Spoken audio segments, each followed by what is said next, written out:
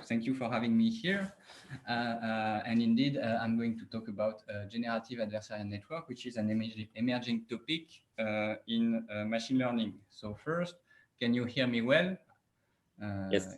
Is it okay? Great. And second, if you have questions, feel free to interrupt during the talk. I will do my best to answer your question. So before starting, a few words of disclaimer.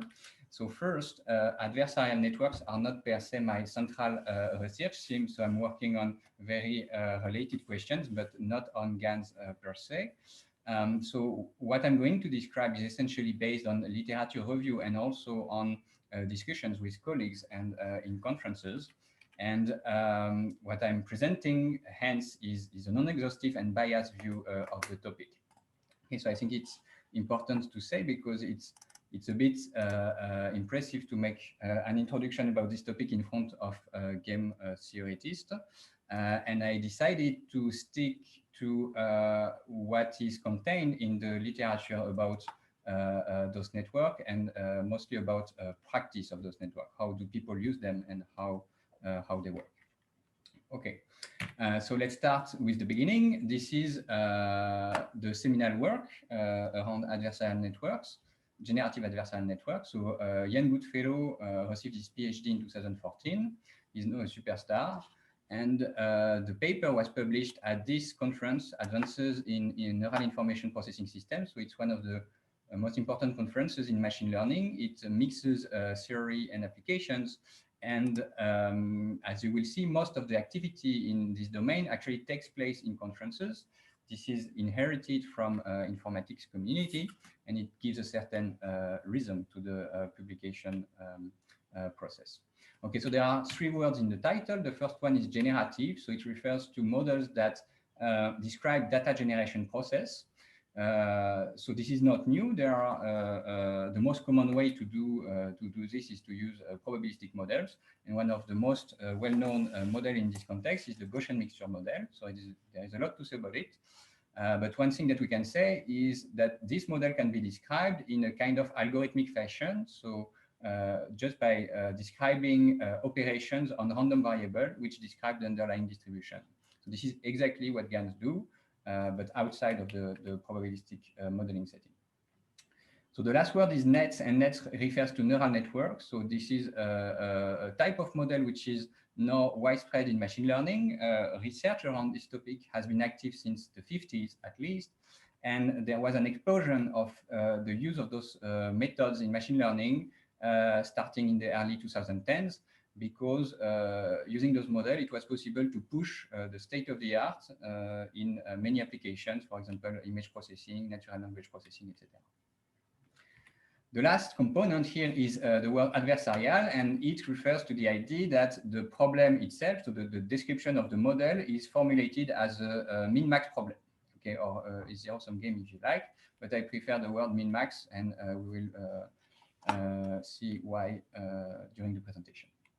Okay, so that's it about the content. This adversarial perspective is somewhat new in machine learning. Okay, so a lot of machine learning was based on optimizations and things like that, but the min-max formulation is not so widespread, and maybe this explains why some of the ideas and problems were rediscovered in this context. Okay, so first there is a tremendous trend toward generative adversarial networks. So to illustrate this, for example, the seminal paper received more than 26,000 citations. So I'm not claiming that this is a good measure of impact or relevance or quality, but it's definitely a good measure of trend. Okay, and to go beyond this, most of the papers that I will cite in the presentation received more than 1,000 citations. So those numbers are huge, and they are not really comparable to what we are used to in other fields. Another way to illustrate this, Yann Lequin, director of Facebook AI, said in a plenary session of a big machine learning conference in 2016 that adversarial training, generative adversarial nets, are the most interesting idea in the last 10 years in ML. And finally, we could illustrate the trend by considering this graphic. So it's taken from the website that you have here, which counts the number of papers which came out introducing a new GAN model. So this is the number of GAN models which are specific enough to give them a name. So you have examples here. So there is the original GAM paper, and then you have many variations with different names. And in 2019, there were more than 500 different GAN models. Okay. So some specificities of the field. The field is essentially driven by practice, applications, and experiments. So this is difficult to illustrate, and I decided to pick this NeurIPS 2016 tutorial. So NeurIPS is this big Neural Information Processing Systems conference. In 2016, there was a tutorial on GANs. And after the tutorial came out a paper. And what I'm displaying here is the outline of that paper, which is around 50 pages long. Okay, so the first section is about motivations. Motivations are important. Then how do generative models work? How do GANs compare to others? How do GANs work? Tips and tricks, research frontiers, plug and play generative networks, exercise, solution, and conclusion.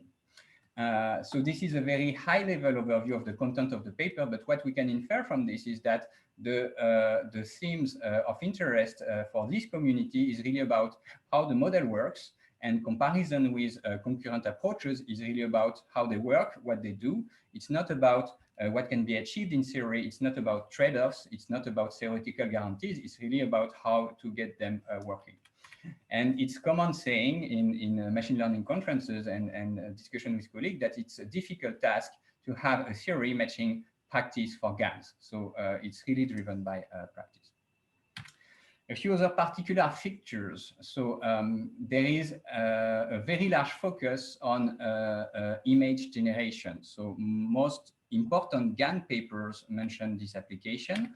So one part of it is about generating images which look realistic, and there is an important part of it which is dedicated to generation of image which have a kind of style or a kind of artistic feature.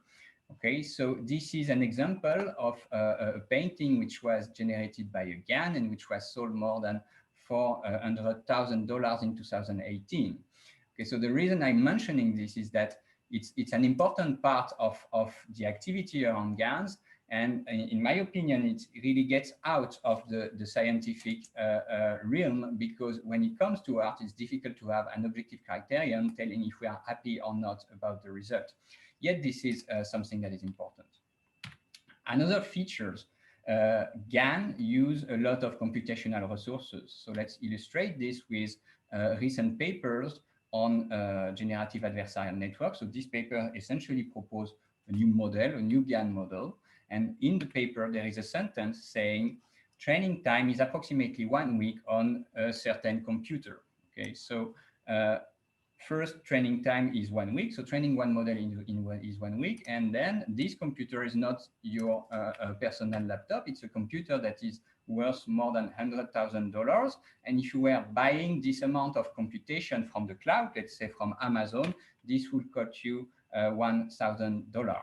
So this means that training one of those models once costs is worth $1,000 of computation.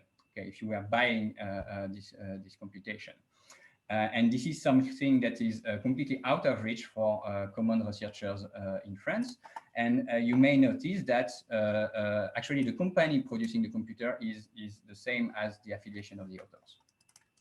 So not only do GANs use a lot of computational resource, they use also a lot of human resource. And the reason is that they are difficult to train. There are issues with a lot of parameter tuning and reproducibility. And again, to illustrate this, I'm citing this NeurIPS 2016 tutorial. And about some specific GAN feature in the tutorial, there is a sentence saying, it is strongly recommended to directly copy the code released with the paper, since small changes result in large reductions in performance. Okay, so this is a research paper which is advocating for essentially forgetting about sensitivity and robustness against hyperparameters and just focus on getting the thing to work. Okay, so this causes a lot of issue. It's well known, and there are activities going on around this. Okay. So this is the plan for today. First, I will mention applications. Then we will have a kind of primer on deep neural network, the essential IDs, and then foundational ID in GANs. What is a GAN model? Then we'll have a short break, and I will mention training, issues in GAN training, and then a different view of GANs, which is a kind of algorithmic way to enforce a small divergence between probability distributions. Then I will mention solutions which were proposed to address the convergence issue and talk about generalizations and further questions. Okay, so application results. So as I mentioned, one of the most important applications is about generating images which are realistic, and this is somewhat a state-of-the-art result. So it's a very recent paper, 2019, and those are the kind of pictures that they obtain. So to be specific here, those are faces of people which do not exist, meaning that they are faces which were generated by a neural network model, which input is some random noise. Okay, so those people do not exist. They are generated by a model. So what is this model? First, the model had access as a training set to 70,000 images of relatively high quality. Those were images of faces. This is training data. And the number of parameters of the model is 30 million. So this means that learning is essentially fine-tuning 30 million parameters with an optimization approach. Okay, so this is huge. And again, to illustrate the computational cost of it, the entire project related to that paper, including all explorations, so all parameter tuning, consume 132 megawatt of electricity. So this is contained in the paper. They are reporting on the electricity consumption related to their computation. And to give you a sense of what it means, this is equivalent more or less to the yearly consumption of 30 French housings. Okay, so yearly consumption of 30 French housings. So that's a lot. As I mentioned, generating real-looking images is in the context of GAN since the beginning, okay? And here you have an illustration of the evolution of the quality of the images which were produced by GAN models. And in 2019, of course, we had the one that I've shown before. And what you can notice is that every year, there has been very important and spectacular improvements in the quality of image which have been generated. So this is evolving really fast. Okay, so we've mentioned image generation. There are variations of this idea. So many of the applications of GANs are related to images. So this is an example of applications when one wants to change an image from one style to another. So here you have a picture of zebras, which are in an automatic way turned into horses. Okay, so a neural network takes as input a zebra picture and outputs something which looks more than the horses, and this you can go the other way around. You could change summer pictures into winter pictures, etc., etc. And the idea is that all this is performed on a learning basis. The program is not there is no computer program which says how to change a zebra into an horse. There is a learning algorithm which learns how to do it from examples. So this is working pretty well. And of course, this has some troubleshooting. And you have here an example of putting turned into a zebra. Another example in the same of the same kind, so super resolution. So I'm not going into very much detail, but the idea is to start from a high resolution image to down to diminish the resolution, so to have a degraded image and to recover something which looks like a high resolution image from that. So you have many approaches to do that. And some of them are based on neural networks, some of them are based around GANs. So this is the result of the GAN, and you can see that the GAN is able to reproduce some kind of textures on the hat, and this texture is essentially randomly generated from the network. So all of this is about visual images, and of course there are less visual applications. So those are less visual and maybe also less popular in the literature, but GAN models have been used in physical simulation at CERN, for example, and they have been used also in cosmology to model the distribution of dark matter in the universe. Another idea that we will go through at the end of the presentation is that GANs constitute an algorithmic way, a systematic way to enforce small divergence between probability distributions. And as such, there were different applications which were not at all related to images, but more about enforcing some independent structure in learned components, which were based on the idea of GANs. So we will go back to this and review some of these ideas. Right, so that was about applications. So before presenting the main idea of GAN models, let's first go through deep neural networks, because those are the main components of generative adversarial network models. So this is a brief history of neural network research. So research is one of the main reasons why we have neural network today. So it all started essentially in the 50s with linear models. So with the perceptron algorithm and Adaline project. In the 70s, people realized that linear models were not able to discriminate non-linearly separable data. And in the 80s came the idea of stacking several components of linear models in order to build non-linear models. And this was not only about this idea, it was also about algorithmic solution to train such kind of models. And the main building blocks of those training procedures is what I will review now. And they still constitute the main component, the main ideas behind neural network training today. So we had the main building block already in the 80s. Then there was a kind of break because we had learning theory, which was coming with a convex optimization based model, and it came with computational and statistical guarantees and were working very well at that time. So people really preferred using those kind of models compared to neural networks.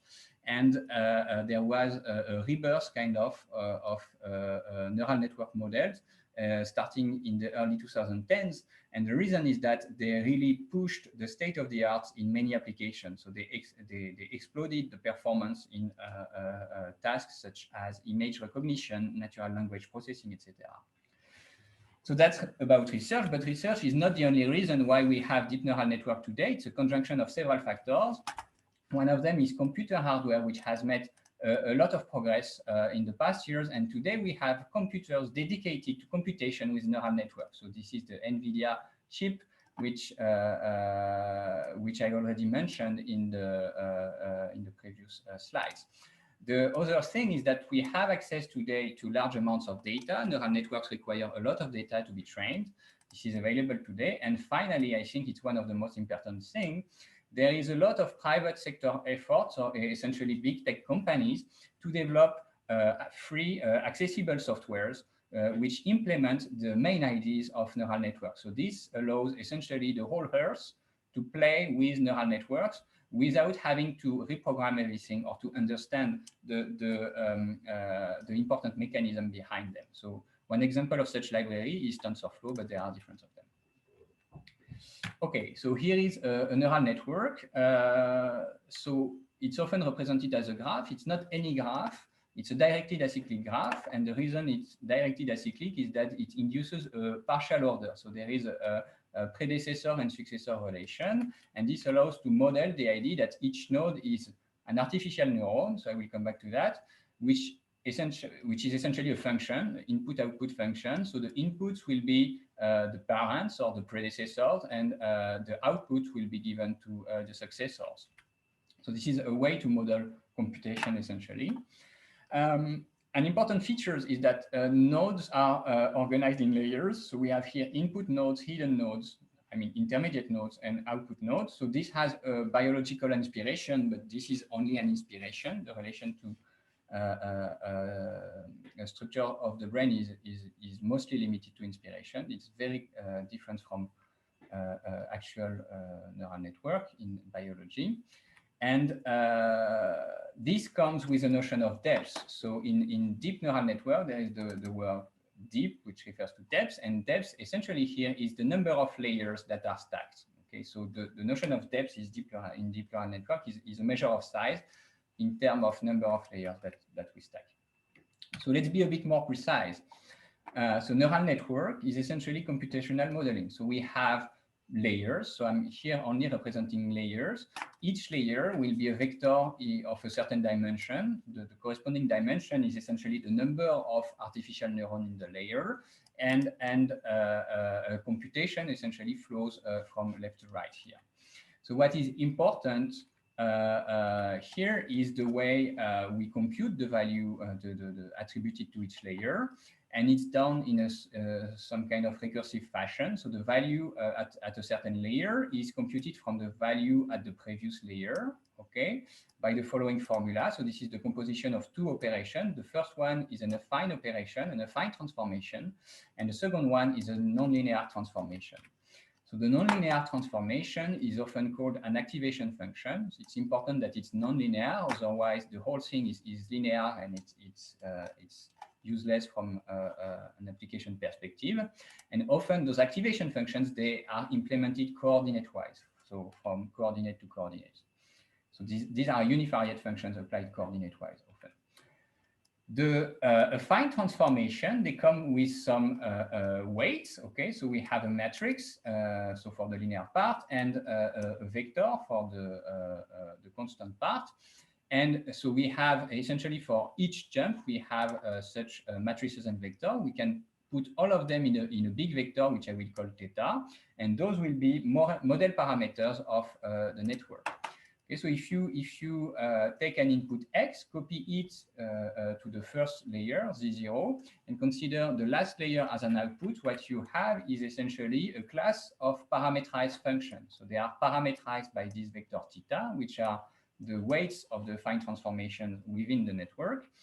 The value of the output is the value of the output layer, the last layer, and it's computed from the input essentially with the formula that you have here, which is equivalent to the algorithm that I've described above. Okay, so neural networks are only a class of parameterized functions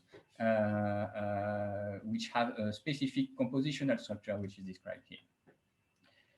So what is it to train a network? So training a neural network is essentially trying to reproduce some observed phenomenon on the basis of examples. Okay, so we are not programming the network to reproduce an observed phenomenon. We are just giving it some examples. So input-output pairs, xi, yi, of relevant dimension.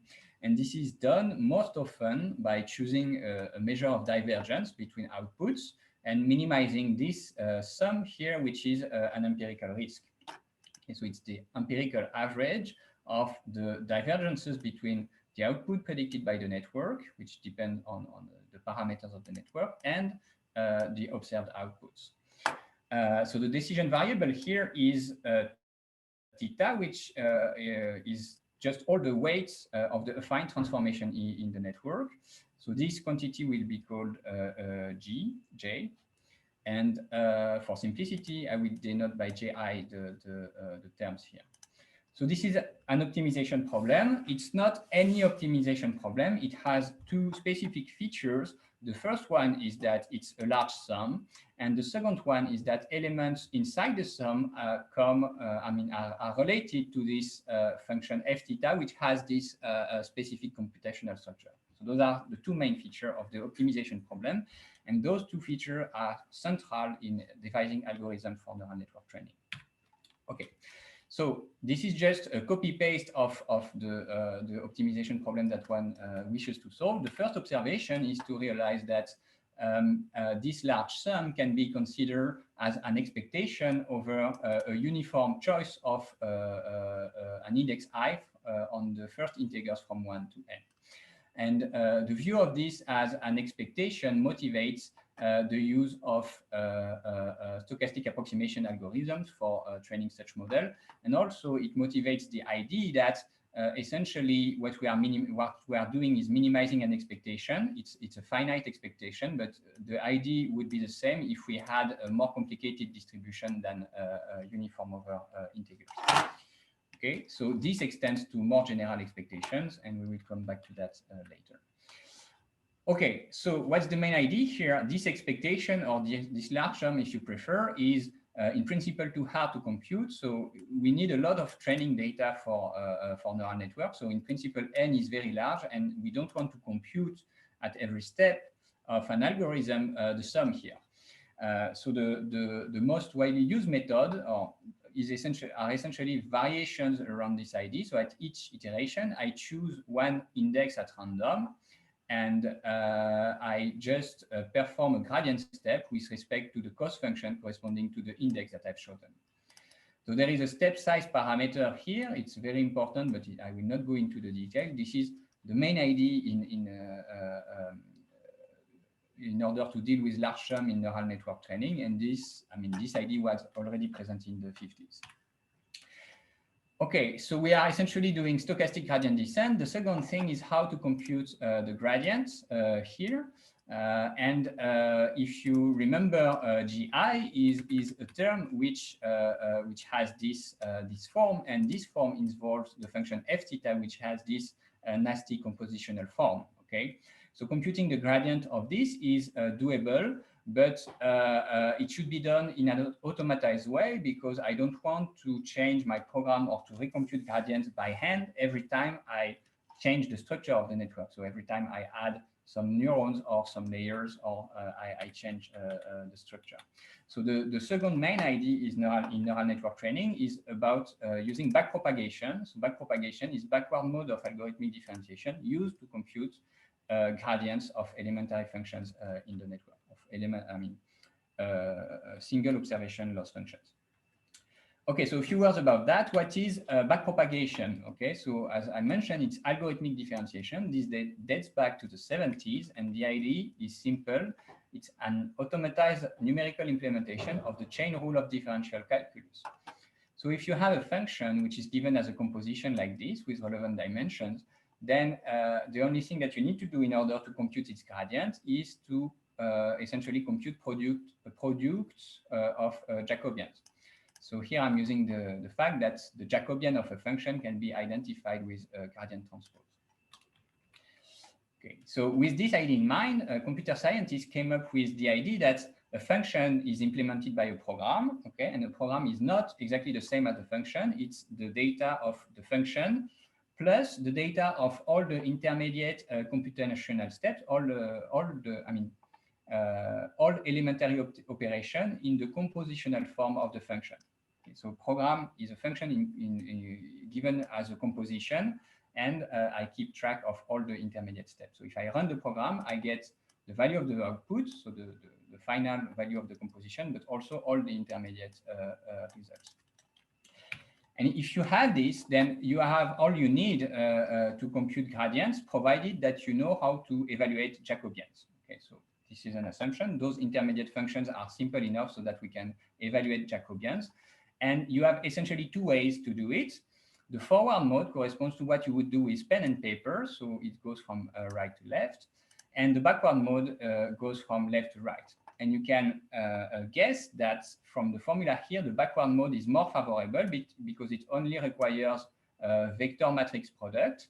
So this is only a high-level view of this, but in reality, if you take into account the full complexity of having describing a program, it turns out that the backward mode is a favorable way to compute algorithmic differentiation, to compute gradients. Okay, so there is an important result underlying this idea. There is a theorem in computer science which says that essentially the cost of computing a function is proportional to the cost of computing its derivative. Okay, so if you know how to evaluate a function, and if you know how to differentiate all intermediate steps, then the cost of gradient evaluation is proportional with a universal constant to the cost of evaluating the function. So evaluating gradients does not cost too much computational overhead. So this is a statement. It's actually a theorem, and the proof of the theorem relies on this backward mode of algorithmic differentiation. So to come back to neural network, backpropagation is backward mode algorithmic differentiation for neural network training. So it's a way to compute gradients, and it actually extends beyond smoothness. So all of this is valid for smooth functions, and there are extensions which show that it can be used beyond the smooth setting. So this is a very general recipe. that is implemented in all those numerical libraries. Okay. So those are our two main ideas: stochastic mini-batch gradient algorithm and backpropagation. And the combination of those two things is what is implemented in numerical libraries for neural network training. And the combination of those ideas really helped democratizing the usage of neural network models. So with this, one can train a neural network on data without even knowing that one is solving an optimization problem without having any knowledge about gradients, etc. There are numerical libraries which essentially perform this in an automatic way. So this really helped democratizing the usage of neural networks.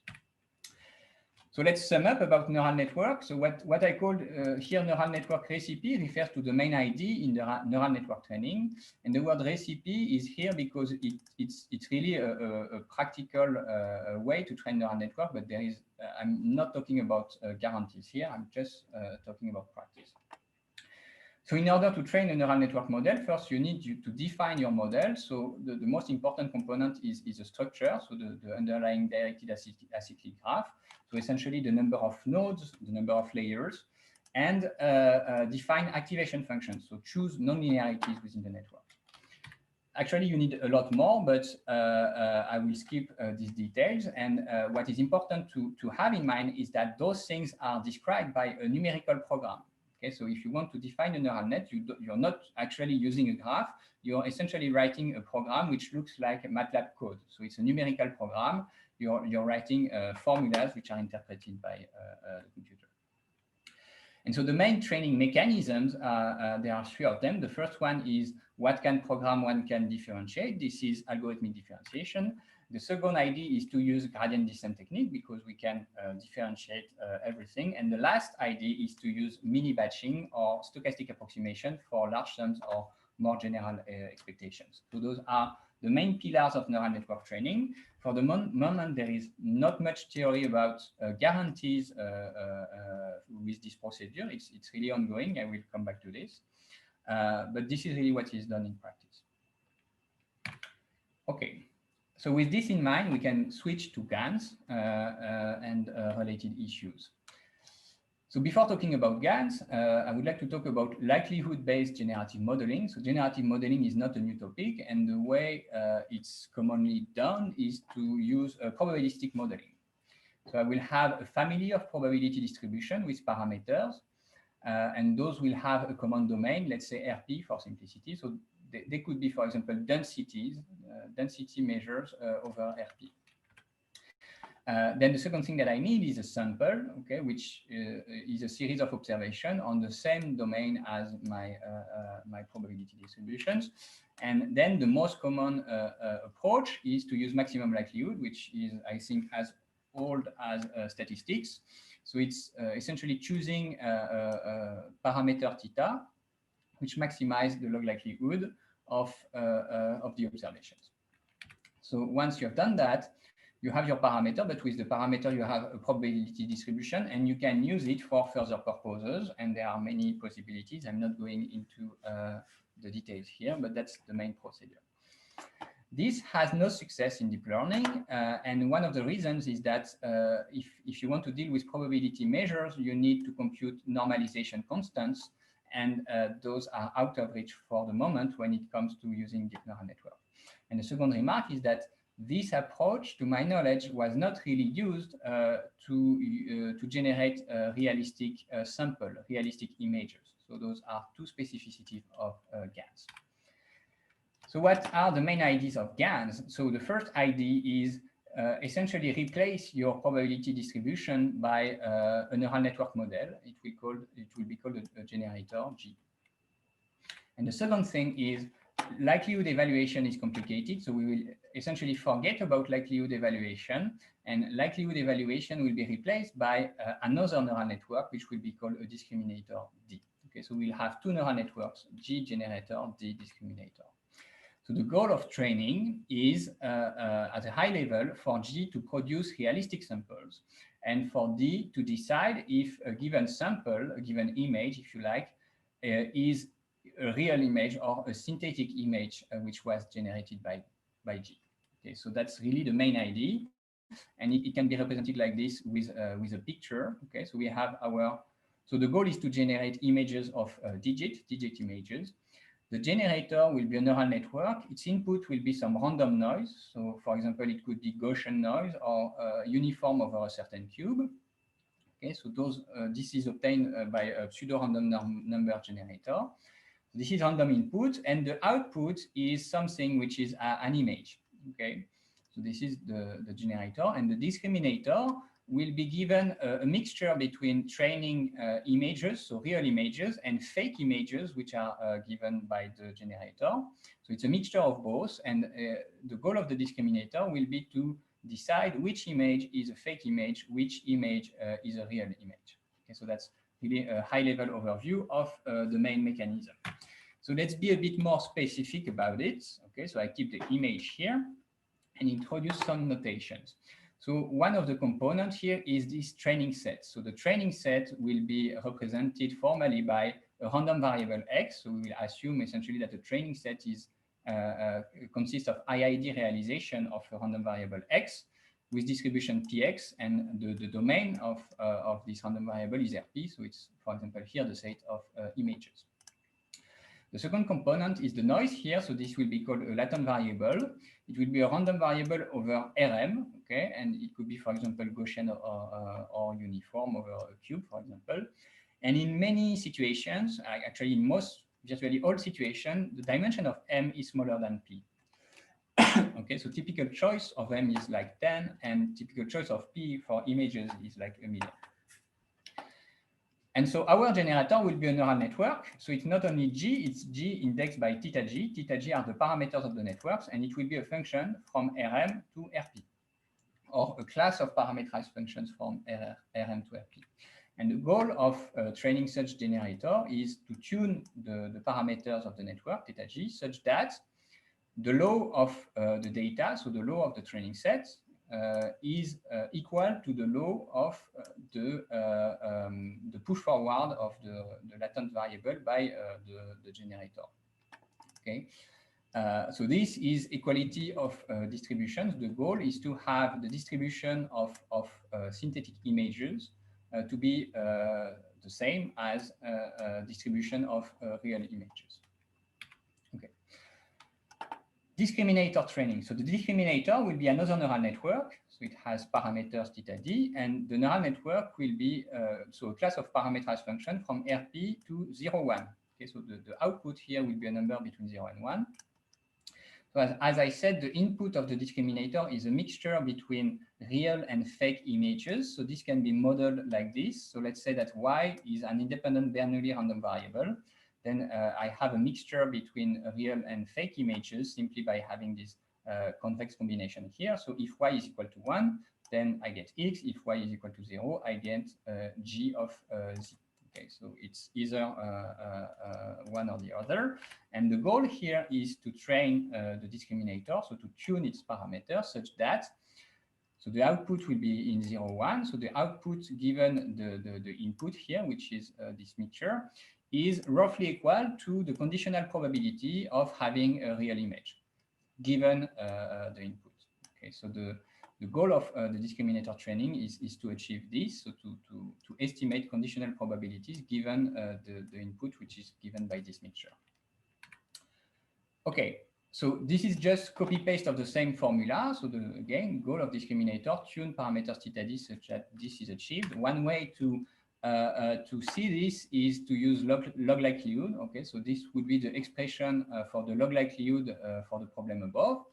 And this is, of course, random. There is randomness everywhere. Z, X, and Y are random. So we can consider expectation of this over the random draw of all our variables. So X is the data, Z is the latent variable, and Y is this component of the mixture. So we get the factor 1/2, which is not very important.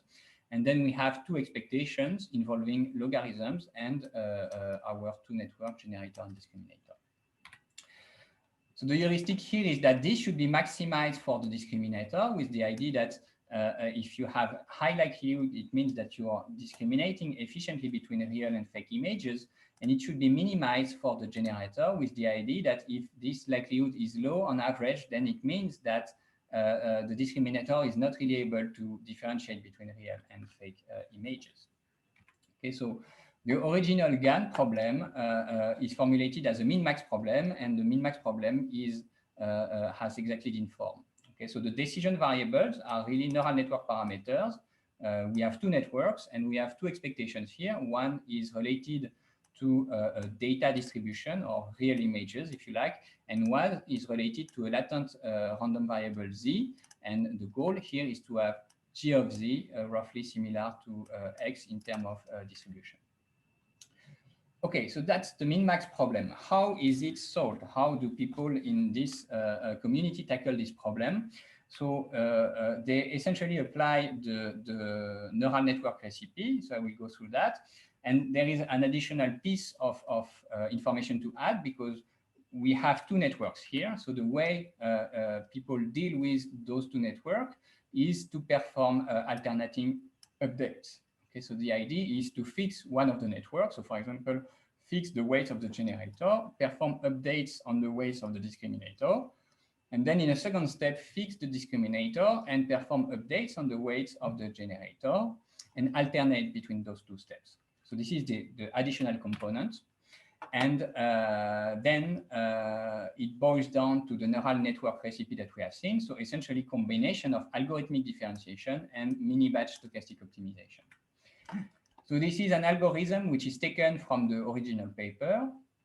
So the details are not so important. What is important is that we have alternative updates between discriminator updates and generator updates.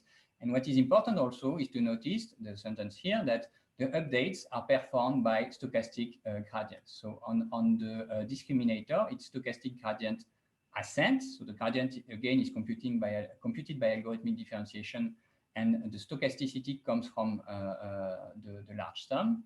And for the generator, we do stochastic gradient descent. And again, even though we have a more complex composition, it's still the gradient can be computed by algorithmic differentiation. And the stochasticity comes from the subsampling. Okay, so that's the main algorithm, and this is what is still used today for GAN training. So this is an example of outputs of the GAN model. So after training, the digits here, for example, are example of synthetic digits generated by the network. So they are random.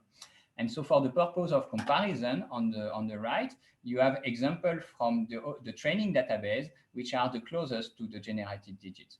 So this is a sanity check, which allows to check that the produced sample is not an exact reproduction of something which was contained in the database. Okay, so it's for each of those digits, there are slight difference with the nearest neighbor in the database. So this corresponds to real-looking digits, which are new in the sense that they were not contained in the training database. And you have the same thing for faces, pictures of faces here, and this is the same mechanism with the picture on the right. Okay, so that's it for the main model of GAN, and so I think that it's been almost 45 minutes, so we can have a short break now, if it's okay. Okay, cool. Thank you. Maybe there are some questions on the first part, some short question about the first part.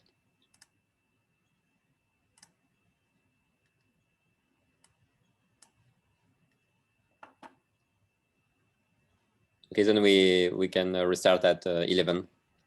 Thank you. Okay. So is everything okay with the screen, with the sound? Yeah. Yes. Okay. So issues in training GAN. So we have seen the training, the GAN model and the training GAN algorithm.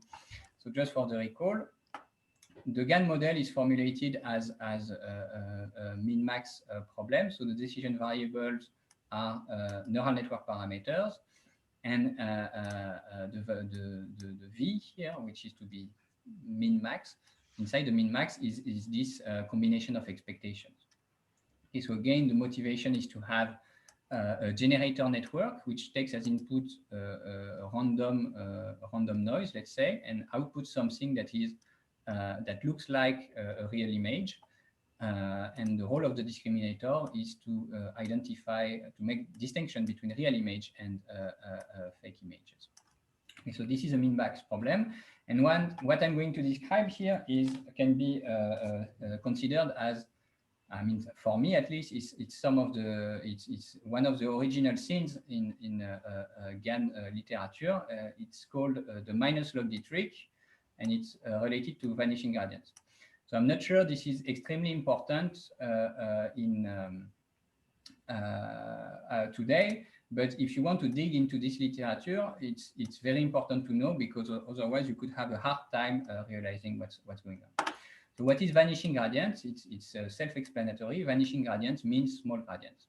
And the idea is that when you have a model with logarithms, logs and exponentials tend to flatten very fast in some areas of the input space. And so this may lead to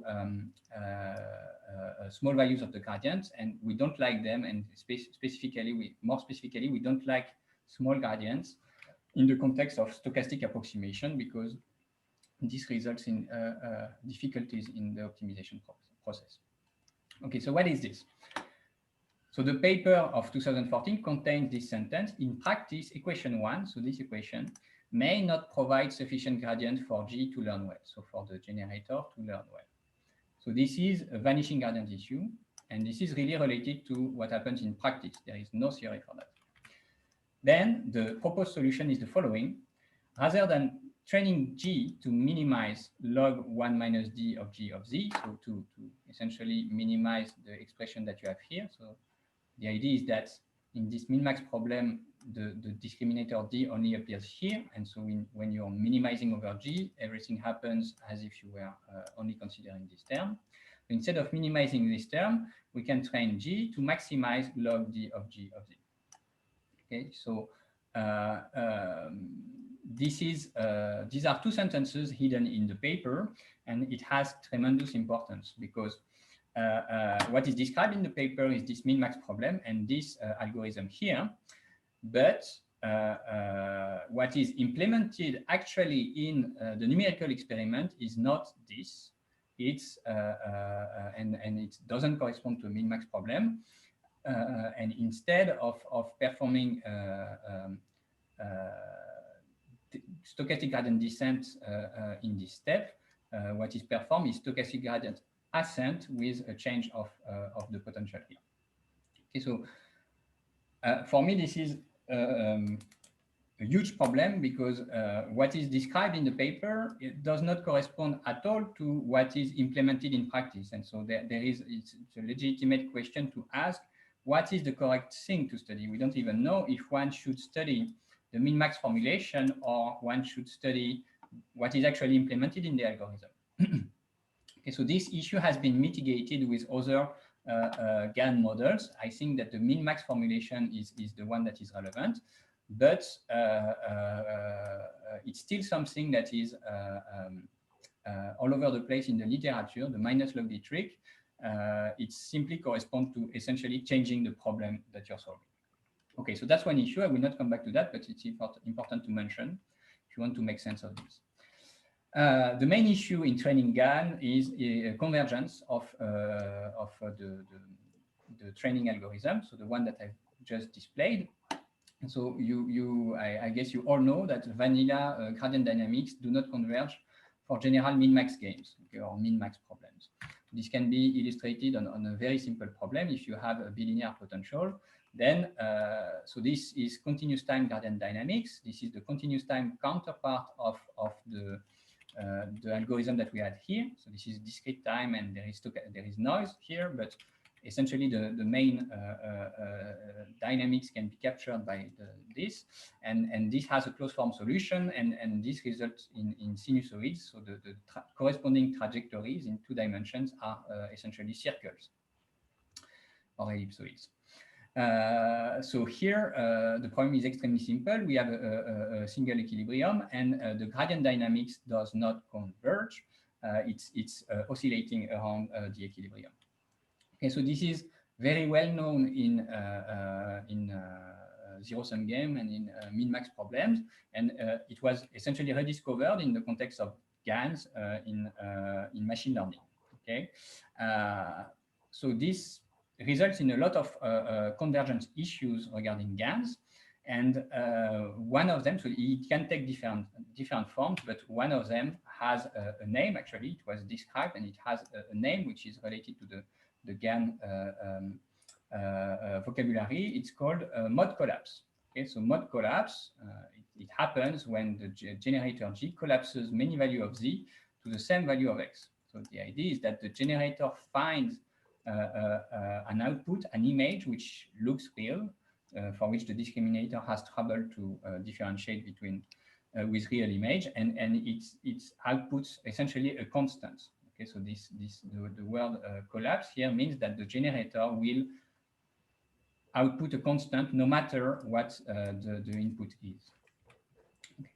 So the picture that I'm displaying here are taken from this 2017 paper. I will come back to it. And they illustrate this as follows. So imagine that the target distribution, so the X distribution is this multimodal distribution here. Then they implement the GAN training algorithm on this toy example, and they display an estimation of the density of the generated image, the fake images. And the number of steps here is essentially the number of steps in the learning algorithms that have been performed. And so what you can notice is that essentially the generator, so those are outputs of the generator, density of outputs of the generator. So the generator picks one of the modes of the target distribution, and then it has it switches between modes essentially. So it picks a different mode, another different mode, etc. And at some point, it's stuck in one mode and it doesn't move. So this is a toy example, and this is also something that happens on real data. So this is the digit image generation problem, and you have exactly the same issue. So those correspond to different outputs of the generator when provided with different inputs. And so what you clearly see is that the generator essentially outputs a constant, and this constant eventually is moving, and at some point it's freezing, it's not moving anymore. Okay, so this is called mode collapse, and this has been reported since the beginning. So since the beginning of the advance of GANs, it's been reported that there are issues in convergence, and this is related to the min-max formulation. Okay, so the solution that was proposed to that at the beginning was the following. It says that D must be synchronized well with G during training. So the discriminator has to be well synchronized with the generator during the training. So I have not really a clear idea of what this means. Maybe there are some underlying empirical practices which explain how this has to be enforced. I'm not also sure that this is the correct way to solve the convergence issue, but this is something that is like a common saying in the GAN literature. If you read papers about GANs, or if you read tutorials about GANs, then it's very often that you can see the following sentence: D must be synchronized with G during the training. So there is some synchronization that should go on, and you don't really know how to implement it. Edouard? Yes. I thought it would mean that for one step of training of G, you fix G, then you do many steps of training D. Yes. So the number of steps is not the same. So this is what I understood from this, but you don't think it is a correct interpretation? Okay, so I think this is a correct interpretation, but this has been evolving through time. And in early GAN papers, it's explained that the discriminator should not be too strong. Okay, so it's kind of opposite of what you're describing. I think what you're describing is the correct interpretation. I will come back to this. but the early heuristic was about having a discriminator which is not too strong. So it goes more in the opposite direction as what you're saying. And you're right, actually, this synchronization is, I think, is different from what you're describing, but most of the tricks or most of the solutions that are given today, they are of the form of what you described. So I will come back to that. Okay, so before coming back to this, so coming back to solutions which were proposed to solve the convergence issue in GANs, I will describe a different model of GAN, which is called Wasserstein GAN, and a different view of GANs. It's also very well known since the beginning, but GANs can be viewed as a tool to enforce small divergence between probability distributions. Okay, so let's get back to the original min-max problem. And there is now a lot of heuristic reasoning about this, but what I'm presenting is essentially the original presentation of the GAN model.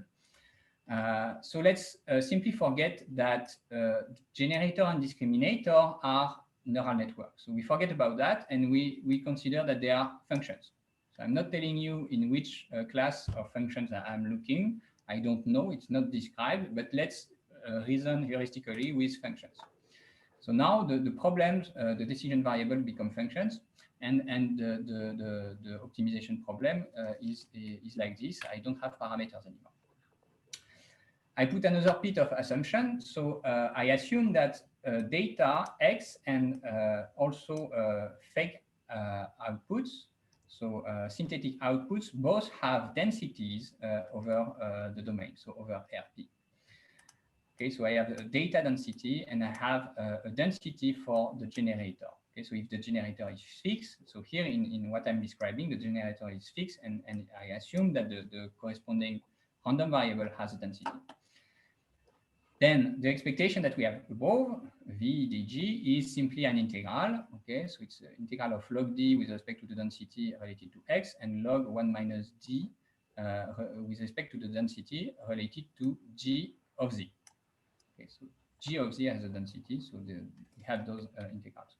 And it turns out that this thing has a closed form maximum, so it's a pointwise maximum. So if I have densities, there is I can take pointwise maximum for d. Okay, so g is fixed, and I take the maximum over d, and the closed form is the following. So it's a ratio between the density of x and the sum of the two densities. Okay, and if I plug this solution in the integral here, so the maximum over d of v dg, so g is fixed, will be the integral that we have below. Okay, so it's an annoying expression with densities, but it turns out to be exactly up to a constant Jensen-Shannon divergence. Okay, so it's Jensen-Shannon divergence between the density of x and the density of the generated data. Okay, so so this really was one of the original motivations for GANs. Essentially, it's an algorithmic way to compute and to optimize Jensen-Shannon divergences. Okay, but once you are here, so there is this heuristic reasoning saying that essentially the maximization over the discriminator is roughly the Jensen-Shannon divergence between the density of the data and the density of the generated outputs. Sorry.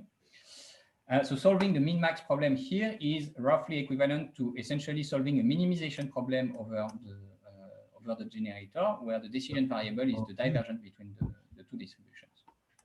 Okay, so once you have this view, you may ask, you may propose different divergence compared to Jensen-Shannon, and this has been done. So you have many examples. You have a whole class of F divergences which were proposed. You have least squares, and the one that will be of interest to us here is the Wasserstein distance, which was proposed at the end of 2015 by those three authors. Okay. So one of the heuristic reasons why Wasserstein distance is desirable here is that all the other divergences requires to have densities, so to have absolutely continuous distributions.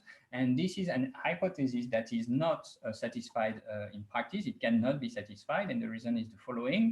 So if you think about the generator not as any function, but as a neural network, so it's a function from MR to RP. And so as a neural network, it is very well structured. Okay, it's a very rigid structure, and in particular, it doesn't have too much pathological behavior. And so remember that the dimension of the latent space M is in general smaller than the dimension of the ambient space, the data space P. And so as a consequence, the support of the random variable GZ is essentially a union of manifolds of lower dimensions. Okay, so the consequence is that the support of this random variable is of dimension strictly smaller than P. So in this context, it doesn't make any sense to assume that the corresponding random variable has a density, because it simply cannot have a density for structural reasons which are related to the way we, which are intrinsic to the model. Okay. And so Wasserstein distance is not limited to absolutely continuous probability distributions. It can be measured, computed, or it's defined, if you like, for even for distribution which have a singular support. Okay, so the main idea here is to replace Jensen-Shannon by Wasserstein distance. So I'm going a very quick recap on Kantorovich-Rubinstein duality. So this is like picture describing the optimal transport problem. I guess you're all familiar with this. And so this is the Kantorovich relaxation of this problem for the special case of the distance. Okay, so the Wasserstein distance will be the value of an optimization problem. The decision variable is what we call a coupling. So it's the set of probability distribution which marginals are given by the two probability distribution of interest, and we are solving an infimum over this set of couplings. So what will be of interest to us is the duality, the dual formulation of this. So in the special case of those distances, there is a dual formulation. So the dual formulation is a supremum over functions. Okay, so decision variables are functions. They have to be one Lipschitz. And the cost, if you like, is this simple this integral, which is essentially linear in terms of dependency in the function. So this is an optimization problem over the space of one Lipschitz functions. Okay. So this is the main ingredient that is used in this paper, Wasserstein-Gahn. Okay, and it really stands on the idea that the Wasserstein distance between two distributions can be described as supremum over the space of Lipschitz functions.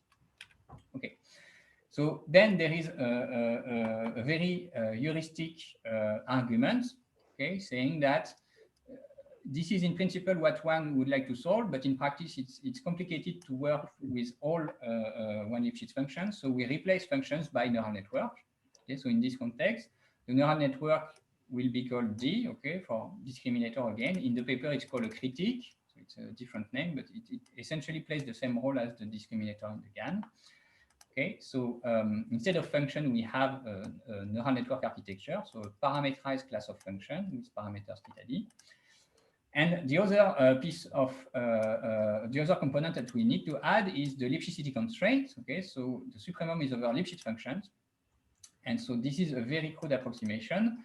Lipschicity is enforced by constraining the parameters to be bounded so to be in a certain compact set. Okay, so for sure, this constraint. So if I give you a compact set, it's not complicated to show that the resulting neural network is Lipschitz for some Lipschitz constant, but we don't know really in advance which Lipschitz constant, and we essentially lose the geometry of Lipschitz function.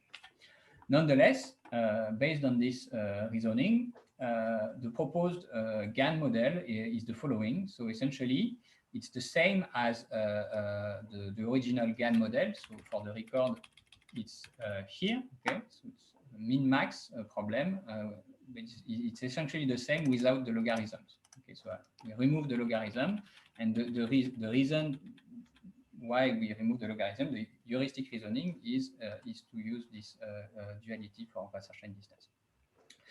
Another difference is that we have constraints over the discriminator parameters. So those are often simple constraints. So they are essentially hypercubes.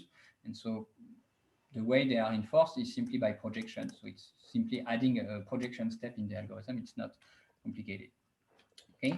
So this problem is of a form very similar to the original GAN model, and the training algorithm is essentially the same. Okay, so instead of having logarithms, they are removed, but the recipe is essentially the same. So we use algorithmic differentiation, mini batching to deal with expectations, and alternating updates to deal with the fact that you have two networks.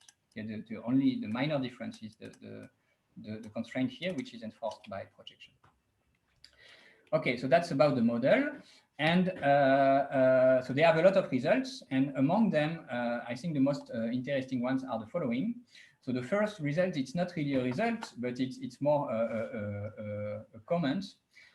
So these papers, and in particular the Wasserstein-GAN paper, really put some emphasis on the min-max formulation. And on heuristic reasoning around the min-max formulation. And I think it's important for the topic of GAN as a whole, because we switch from algorithmic details and tricks to something that is more accessible from a mathematical perspective.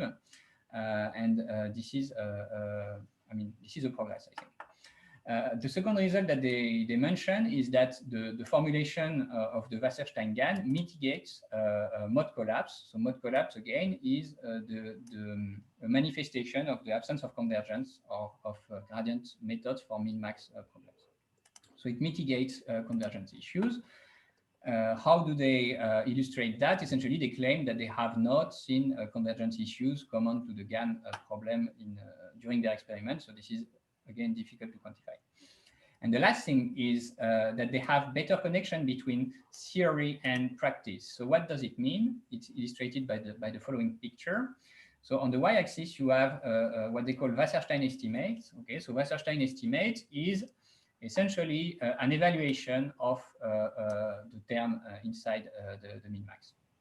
Okay, so if the algorithm is doing what it's supposed to do, then this thing should be roughly behave like the Wasserstein distance. So I'm saying roughly because it's there is a lot of heuristic reasoning here, but in principle, this thing should be behaving roughly like Wasserstein distance.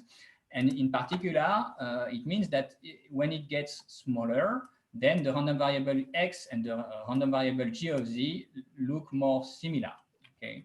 And this is essentially what they observe. They observe a correlation between the value of the estimates, which is going to zero, not really to zero, but which is decreasing. So there is a correlation between the value of this estimate and the quality of the images which are generated. Okay, and they were really happy about that. And I think this is good news. But for me, that would have been a sanity check that should have been performed much earlier in GAN literature.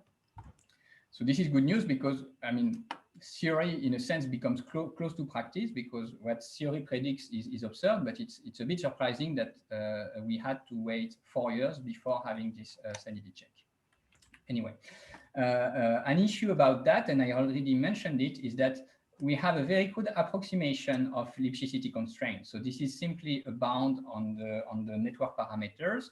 And essentially, we don't know what is the corresponding Lipschitz constant. We don't know, we completely lose the geometry of the space of Lipschitz functions. Okay, it's completely different because we have the neural network structure, which is very rigid. And the way this approximation is performed is critical in practice. So we had a small discussion during the break about that. And there is ongoing research about how to enforce Lipschicity in a way which is convenient in a neural network context. And one of the motivation is really this adversarial network. So it's not the only one, but it's one of them. Okay, so let's get back to training and what are the solutions which were proposed to mitigate the convergence issue in this literature. Okay, so again, GAN is formulated as a min-max problem, and one of the way it's explained, one of the way to describe why the gradient dynamics is not converging is that if you look at the gradient dynamics, the role of the generator and the discriminators are completely symmetric. Okay, so the roles are symmetric; they are in a sense interchangeable, and in particular, it's not possible to differentiate between min-max and max-min, etc.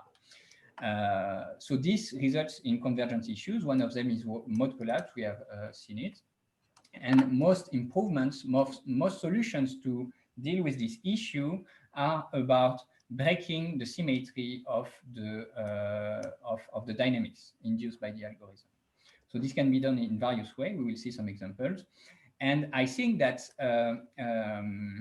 one interpretation of this, so this is not clearly mentioned in the literature, but for me, one interpretation of this symmetry breaking idea is the importance of the min-max formulation, so the importance of the max in particular. So really, one way to see the GAN problem is a zero-sum game, but I think that it's better understood if we really see it as a min-max problem in this specific order. Okay, so most of the improvements which have been proposed were of algorithmic flavor. Okay, so the solutions which were proposed were not really theoretical, they were algorithmic, and this is related to the way things are working in this literature. So it's essentially based on practice. So this is again the training algorithm. We alternate between gradient ascent on the discriminator and gradient descent on the generator. And you have here a few heuristics which have been proposed.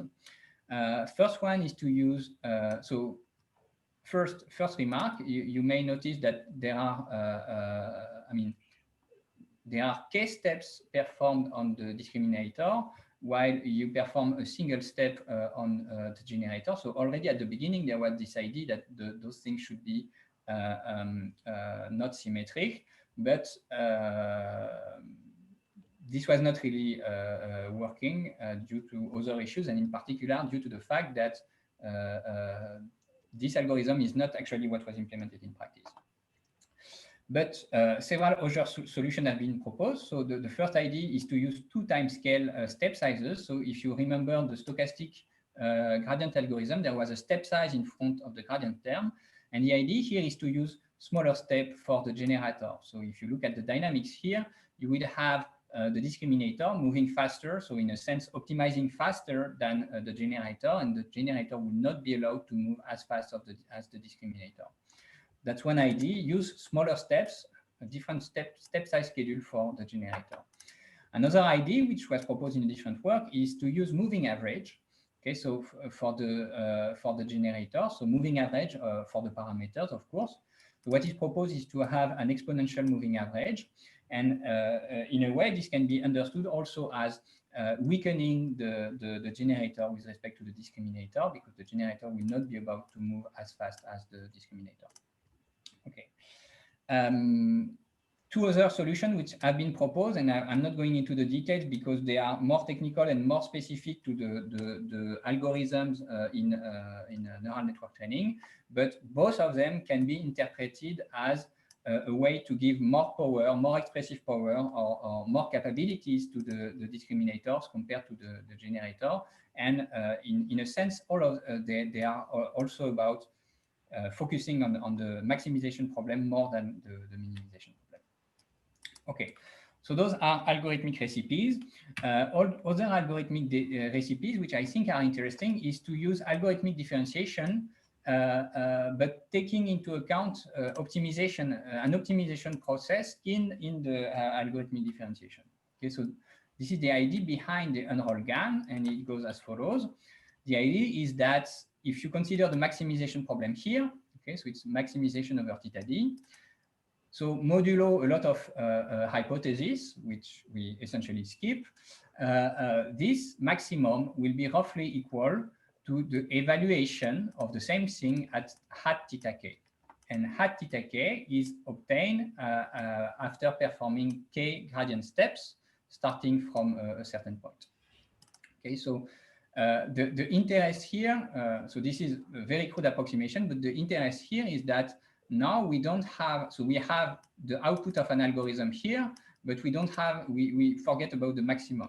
Okay, so this essentially can be computed by an algorithm, gradient ascent here, and we can use the same idea that anything that can be essentially implemented, computed, can be also differentiated. And as a consequence, we may evaluate the derivative of the estimate hat theta k with respect to the parameters of the generator. And this can be done through algorithmic differentiation. So the first idea is to replace the maximization by essentially an optimization algorithm, and then perform algorithmic differentiation of the whole thing, including the algorithmic steps which were used to process, to perform maximization.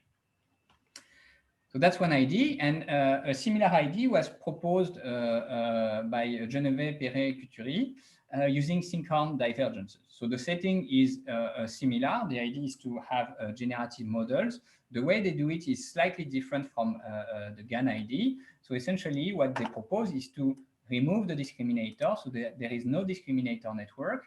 And what they propose to do is essentially to evaluate the Wasserstein distance between the generated outputs and the real outputs.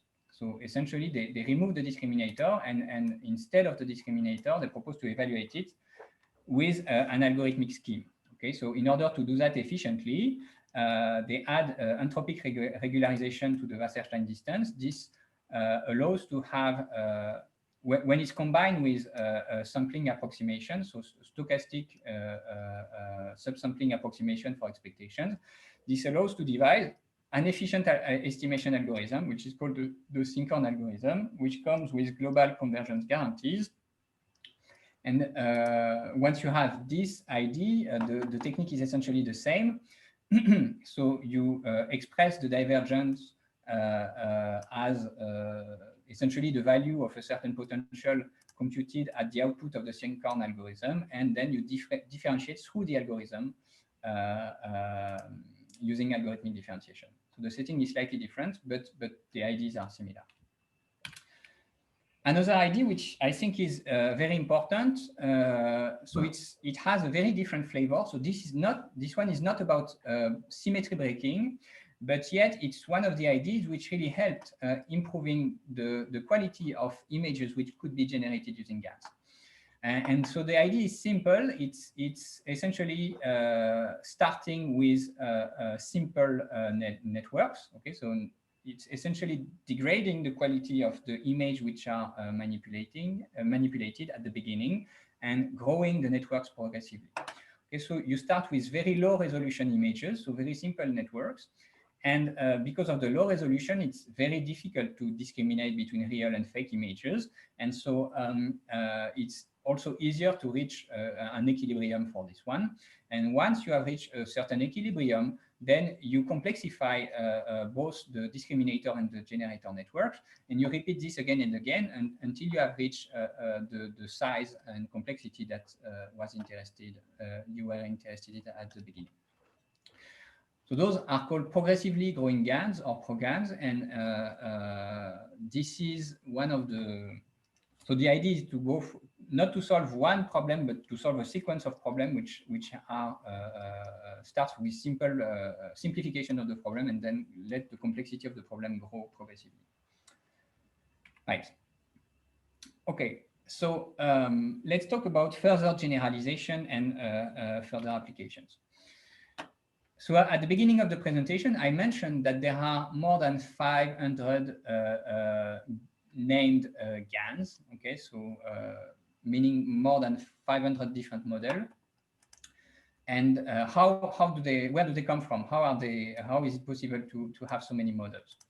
Okay, so we have essentially 2 degrees of freedom, and this is very common in neural network literature. So the first one is, as you remember, in a GAN, the generator and the discriminator are neural network. Okay, so for us, neural network is simply an input-output function, but in practice, it's something for which the architecture is very important. Okay, so I described a very simple neural network architecture, but in practice, there are many more complex architectures which are used. So by architecture, I mean essentially the underlying directed acyclic graph. Okay, so this is an example taken from the style GAN paper. Okay, so one of them which I mentioned in the introduction. And essentially what they do here is describe the architecture of their generator. So the details are not important, but essentially the main contribution of this paper is to propose a generator which has a certain architecture which gives some flexibility. Okay, so one of the possible ways to provide variations around GAN models is to propose new architecture, or to investigate new architecture for generator or discriminator network, and this often leads to progress. Another way to propose a new GAN model is essentially to change the way, so a GAN is made of neural networks, and to change the relation between those neural networks. Okay, so for example, you have here the conditional GAN. It has a generator and a discriminator, and you can see that it has more arrows than the original GAN problem, and in particular, it has a condition here, which goes both to the generator and the discriminator, so they share information in a different way. Here are bidirectional GANs, so there is a kind of loop.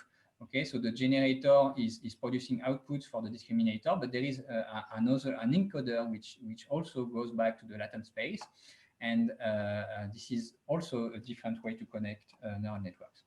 And actually, in principle, so for both of them, you have two neural networks, but in principle, you could have more. Okay, so there are many GANs models which combine more than a generator and a discriminator. They have many more potential neural networks, and this leads to more complicated models. Okay, so when we talk about different GAN models, essentially the variation between GAN models are of this flavor, and the algorithmic IDs, the way those are trained, follow the same recipe as what I have already described. Okay. Another important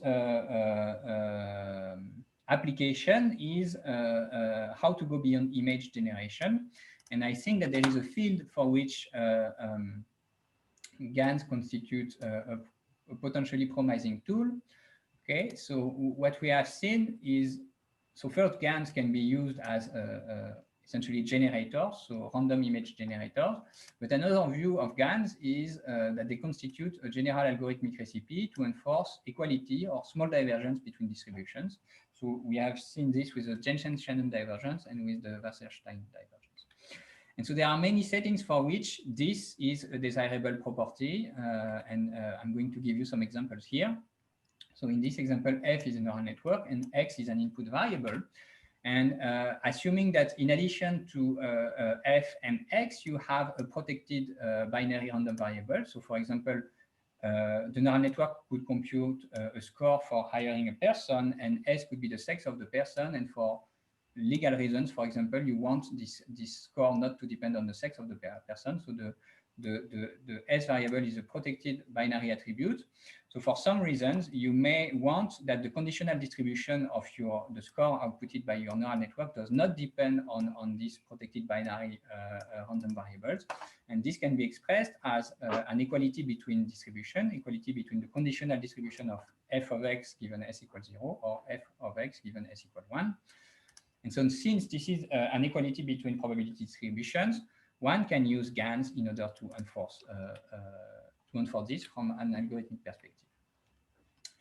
Another possibility is, let's say that you have two neural networks, and for some reasons you want to extract some independent representation of the stochastic process X. So you want to extract some independent information. Then again, one way to formulate it is to say that the joint distribution of F1 and F2 has to be equal to the product of the marginals of F1 and F2. And this is again an equality between probability distributions. And in some contexts, GANs can be used as an algorithmic tools to enforce this. Okay, so this has a lot of applications in, for example, in domain adaptation, semi-supervised learning, extraction of independent sources, and also in fairness. Okay, so those are completely not visual applications, but yet they constitute a field of applications which I think are promising in terms of what can be done algorithmically. Okay, so I have 5 minutes to talk about further questions related to GANs. What are the theoretical issues that one could tackle? What are the problem that we could think of? Okay, so the main issue with GANs, and I think you've noticed in the presentation, is that essentially they are models which are described in terms of practice, in terms of algorithms, but we essentially have no statistical or computational guarantees. Okay, so they work empirically, they produce interesting results, but we don't have any theory describing why they work, how they work, etc. So the goal here would be to have a theory which describes why what those GANs do and how they work. This is an extremely difficult question, and one of the reasons is that inside GANs, so GANs are built over deep networks. And we could ask the exact same question about deep networks. So in a sense, deep networks are simpler than GANs because GANs combine several deep networks. So the question is already here for deep networks. And it turns out that for deep networks, the question is not yet really solved. Okay, so there are a lot of research efforts currently and around this question. So why do deep networks generalize? Why do they generalize well? And even why do they generalize a bit? Okay, so we have elements of answer for that. There are some ideas around the place, but there is, according to me, at least no definite answer. And there is no definite theoretical mechanism which really captures the complexity of the process of generalization with deep neural networks. So this is still open, and as a consequence, the same question for GANs is even more open. Okay, and what is at stake here is first going beyond heuristic reasoning in function space. So we have seen a bit of that. When it comes to GANs model, it's the mathematical input is essentially some quick reasoning in function space, and then when it comes to practice, it's all about having recipes in order to get the algorithm to work. And so the connection between the two is not really clear. And I think that the theory should be as close as possible to practice. It's possible to have a lot of simplification, to say more things which are more powerful from a theoretical perspective, but yet practice is there, and this is something we should look at. Okay, so a lot of this is related to the issue of GAN training, so I'm coming back to that. So this is a min-max problem, and I've not really qualitatively described what are the features of this problem, and so there are quite a few. The first one is that since we have neural network parameters here, we have neural networks, the problem here doesn't have convexity or concavity property. And the reason is that neural network training in itself is inherently non-convex. Okay, so this doesn't have the nice feature that we would like for such min-max problems that are commonly used as assumptions.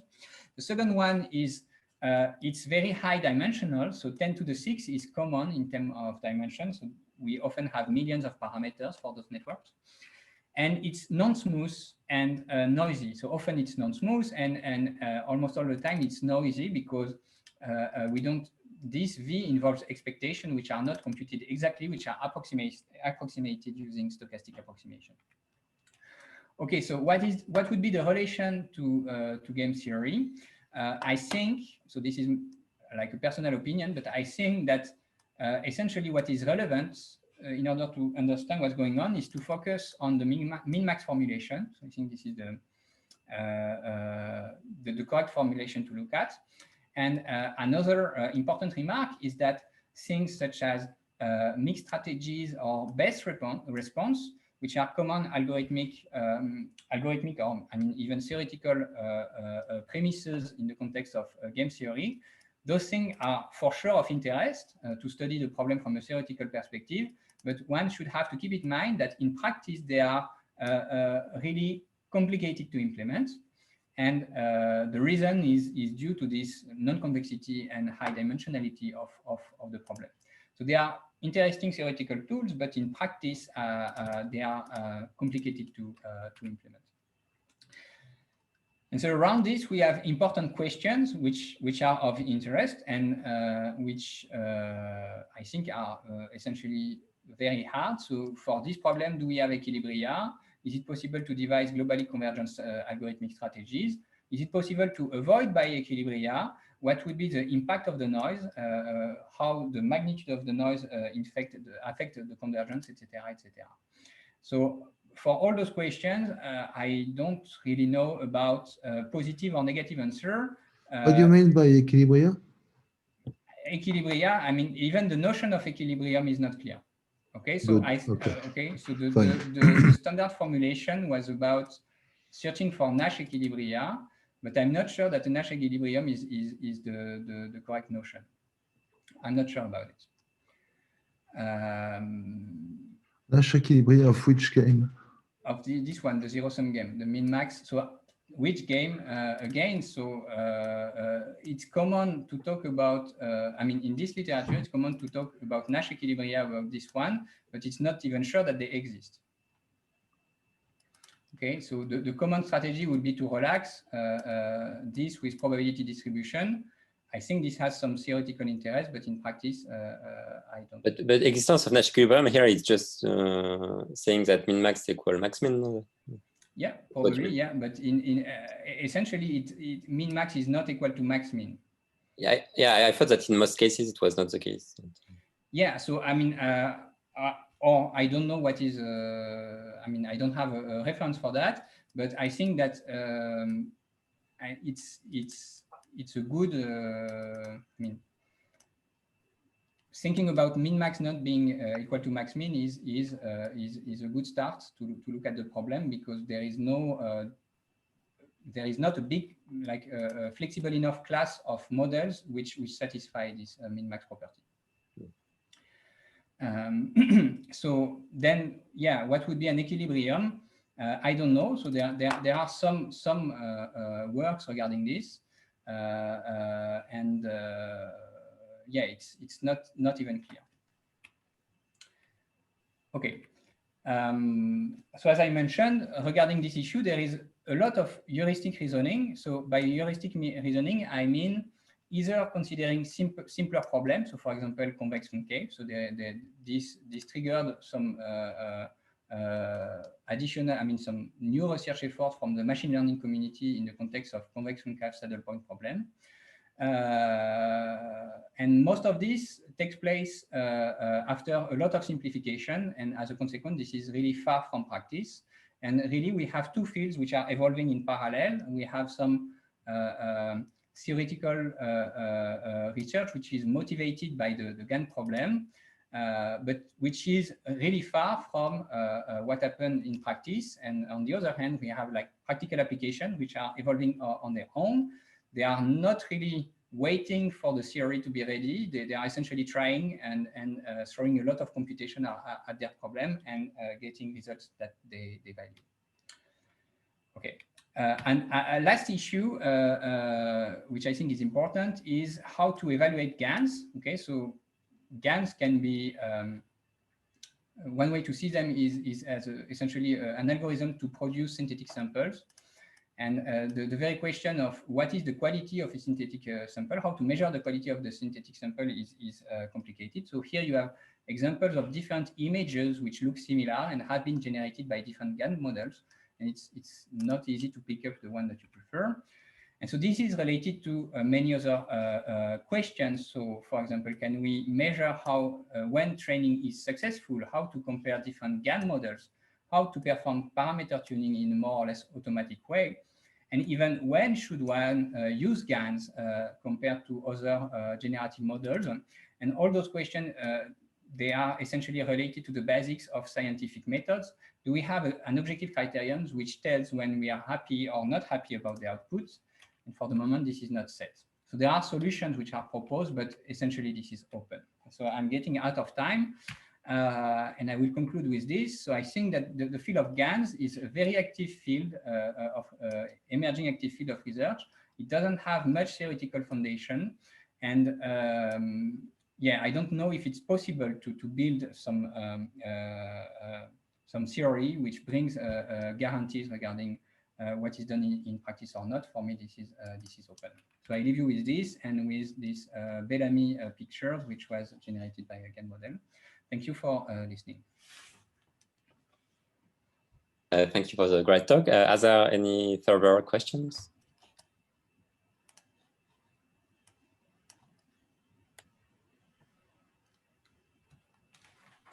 So in all the algorithms that you presented, the optimization is done separately, either on the discriminator or on the generator. They are not being tried, people didn't try to do both at the same time.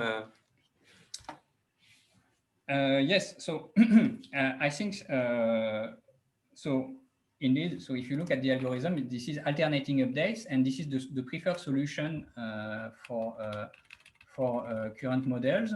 And an alternative idea would be to perform parallel updates. Okay, so instead of alternating between two updates, we could have like parallel updates. I think this has been tried, but without much success. Okay, so there are some experiments and some papers proposing to use methods such like extra gradient methods and these kind of things jointly on both the discriminator and the generator. So this exists, but this did not really make it as a systematic tool to train GANs. And really what is done in practice is still this alternating thing. But I agree that there could be things to do here, but for the moment it's been done. Some things have been done, but did not make it as a systematic tool.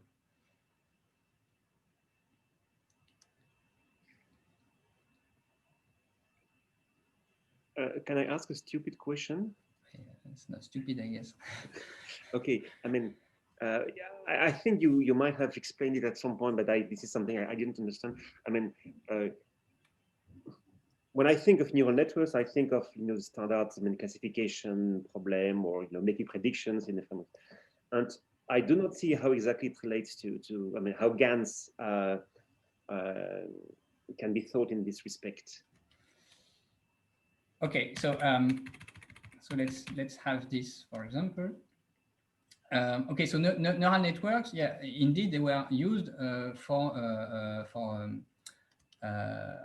classification or regression since the beginning, but there have been a lot of variation of that. Okay, so first, when we talk about the discriminator, actually the discriminator is solving a classification problem. Okay, so the label is essentially real or fake. Yes, okay. It's given an image and it has to estimate if it's real or fake. So this is a classification okay, so problem. you think of the discriminator as being the the classifier basically. Yeah, but discriminator is a classifier. Okay, good. Then the generator, I mean, there is not much interpretation of it in terms of solving a regression or classification problem. It's essentially, I think the correct way to understand it is it's a parameterized class of functions, which takes as input random noise and outputs something which should look like real data. And it's really used as an input-output function. And there is not much connection with regression or classification beyond the reasoning on Jensen-Shannon divergence or Wasserstein distances. But essentially, this is producing an output, and then you're doing something with the output, which is described algorithmically. and not in terms of regression or classification.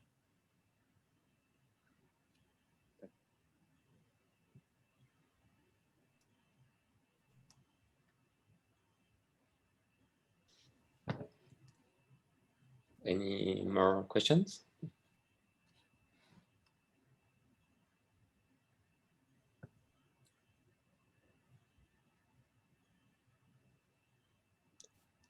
Okay, so I guess this is a conclusion of the conference. Thank you, Edouard, and thanks to Mark and Vianney for the great pedagogical talks. I think it was quite enjoyable, even though online. So hopefully, let us see each other soon in reality. And thank you all for attending. Why